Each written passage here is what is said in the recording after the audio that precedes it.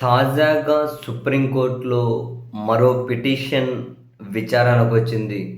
రాజకీయ పార్టీలు ప్రజలకిచ్చే హామీలు ఏవైతే ఉంటాయో, మేనిఫెస్టో ఏదైతే ఉంటదో, దానికి చట్టబద్ధత కల్పించాలి అని, ఆ చట్టబద్ధత కల్పిస్తేనే ప్రజాస్వామ్యానికి ఒక మనుగడ ఉంటుంది.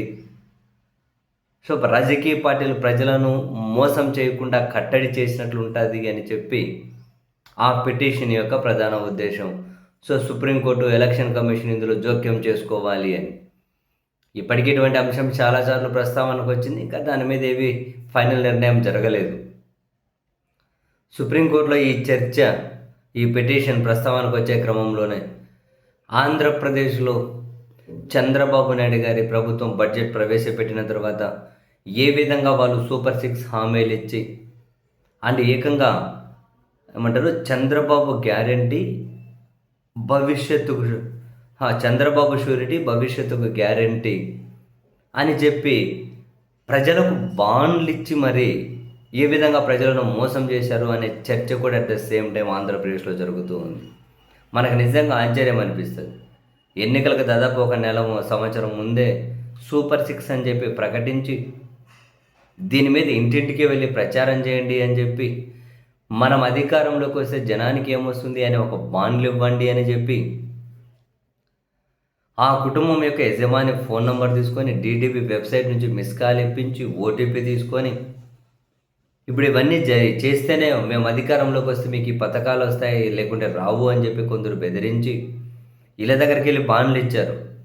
నిరుద్యోగ భృతి, మీ ఇంట్లో ఎంత నిరుద్యోగులు ఉన్నారు, ఒకరికి 3,000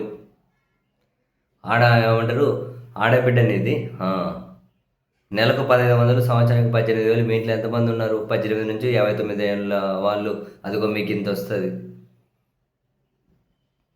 బీసీలో మీ ఇంట్లో ఎంతమంది ఉన్నారు, 50 ఏళ్ళు దాటిన వాళ్ళు, 50 ఏళ్ళకే పింఛన్ మీకు ఇంత వస్తుంది.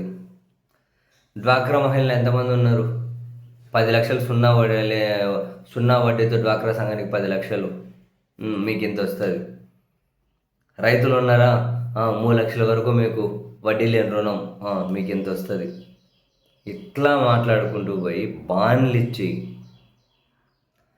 తీరా చూస్తే నిరుద్యోగ భృతి లేదు, ఆడబిడ్డ నిధి లేదు, 50 ఏళ్ళకు పింఛన్ లేదు.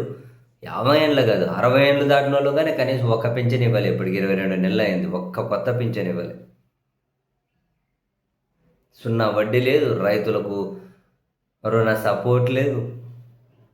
చూడండి, అంటే ఏకంగా బాండ్లు ఇచ్చి, అంటే ఇప్పుడు చంద్రబాబు నాయుడు గారి నేతృత్వంలో ఉన్నటువంటి ఈ పార్టీ బాబు షూరిటీ భవిష్యత్తుకు గ్యారంటీ అని బాండ్లు ఇచ్చి ఇంత పబ్లిక్గా జనాన్ని మోసం చేస్తే మరి అటువంటిప్పుడు రాజకీయ పార్టీల మేనిఫెస్టోకు చట్టబద్ధత ఉండాలి అని చెప్పి డిమాండ్ చేయడంలో ఖచ్చితంగా అర్థం ఉంది. రాజకీయ పార్టీలకు, ఆ పార్టీ నేతలకు విశ్వసనీయత లేనప్పుడు, వాళ్ళు జనాన్ని స్వేచ్ఛగా డైరెక్ట్గా మోసం చేయగలుగుతూ ఉన్నప్పుడు, జనం మోసపోకుండా ఉండాలి అంటే మేనిఫెస్టోకి చట్టబద్ధత ఉండడం కరెక్టేనేమో అనిపిస్తుంది ఒక్కోసారి.